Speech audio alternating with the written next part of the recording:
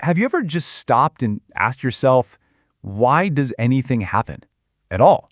I mean, why do things move or change or react with each other? It turns out there's this invisible force, this fundamental rule that's driving the entire universe forward. And today, we're going to pull back the curtain. I mean, think about it for a second. Why does an ice cube just spontaneously melt in your drink? Or how come sugar dissolves in your coffee all by itself? These aren't just random little things happening. They're actually following a very specific and very powerful universal law. The thing is, from the tiniest molecule to the biggest galaxy, everything is always changing. It's in a constant state of motion. But the direction of that change, it's not an accident. There's a reason for it, an invisible current that's guiding the flow of, well, everything. So what is this hidden rule? Let's dive in and uncover the secret force that's behind all this spontaneous change.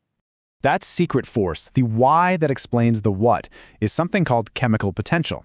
And trust me, it is the key that unlocks this entire mystery.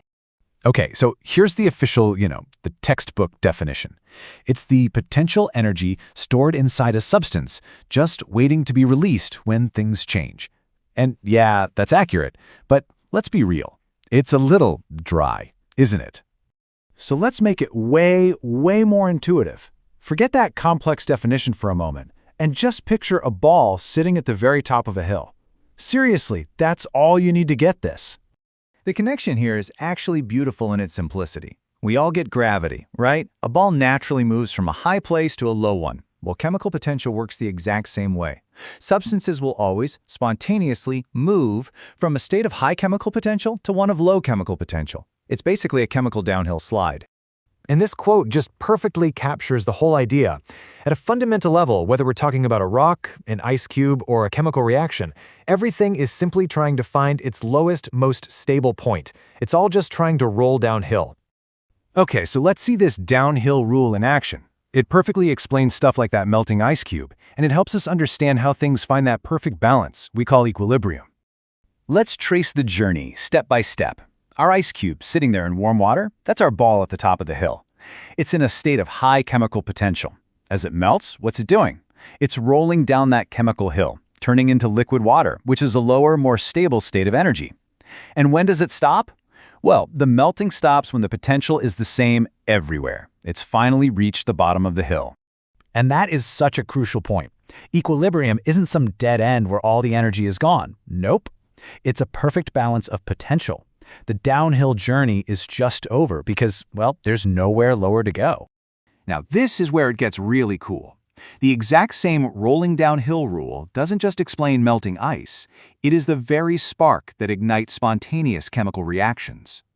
So what is that spark? I mean, what makes iron rust or a bath bomb fizz? Why do some reactions just go without any help? You actually already know the answer.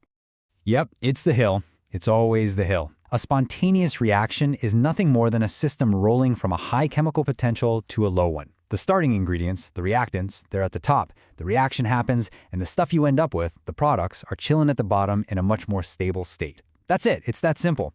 And once you get it, you start to see this literally everywhere. Iron and oxygen have a higher potential than rust, so iron spontaneously rusts. The chemicals in a bath bomb, higher potential than all those fizzy bubbles they create. Even the battery powering your phone right now works by letting chemicals roll from a high potential state to a low potential one, and we just happen to harness the energy that gets released. So you can see why this concept is so important. This isn't just some obscure rule for a chemistry exam. We're talking about the ultimate driving force behind all physical change in the universe. The best way to think about it is that chemical potential is the master rulebook. It's the thing that tells us why ice melts and sugar dissolves. It dictates the direction of every single spontaneous chemical reaction, from a roaring fire to the quiet reactions happening inside our own bodies. And it defines that exact moment when a system has finally found its balance, its equilibrium. So, the next time you see ice melt in a glass or a piece of metal start to rust, just remember what you're really watching. You're seeing a substance follow nature's most fundamental tendency, to simply roll downhill. You are witnessing the effect of this invisible slope that directs the entire flow of our physical world. And that leaves us with one last kind of mind-blowing thought to ponder. If all spontaneous change everything that just happens is governed by this one simple drive from high potential to low, then is chemical potential the ultimate blueprint for the entire story of the universe? For everything that has ever happened and everything that ever will?